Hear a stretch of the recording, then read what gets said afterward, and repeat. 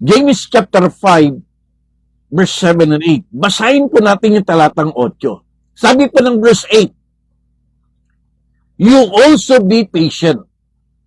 Establish your hearts, for the coming of the Lord is at hand. Sa Tagalog, dapat din kayong magtiyaga. Tibayan ninyo ang inyong loob dahil nalalapit na ang pagdating ng ating Panginoong Hesukristo. Diyos po ang magpapala ng kanyang buhay, mabisa at makapangyarihang salita. Ang topic po natin ngayon ay napakadali po nating matandaan sapagkat binigyan ko po ito ng acronym na mismong topic natin. So isulat niyo po yung ating topic, patience. Ibig sabihin ng patience, ano pong tatalakayin natin sa the word patient?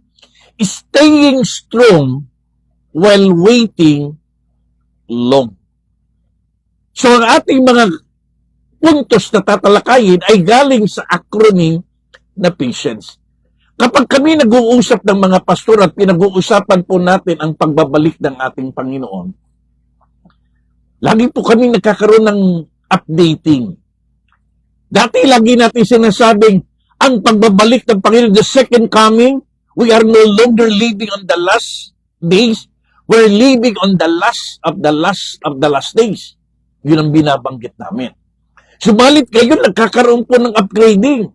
We are no longer living on the last of the last day. We are living on the last minute or moment of our time. That any moment from now, walang nakakatiyak, walang nakakaalam, pero alam natin, any moment from now, pwede nang magkaroon ng second coming. Kaya nga sabi ng Panginoon, be patient.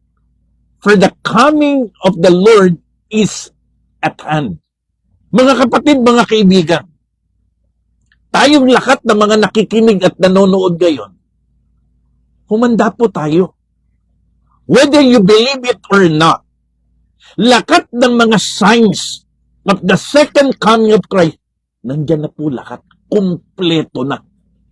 At ang pinakahuling tanda na kanyang binanggit sa huling mga araw, bago siya bumalik, ang sabi niya, ipapangaral ang kanyang salita sa buong mundo upang ang lahat ay walang maging dahilan na hindi nila alam ang pagbabalik ng ating Panginoon.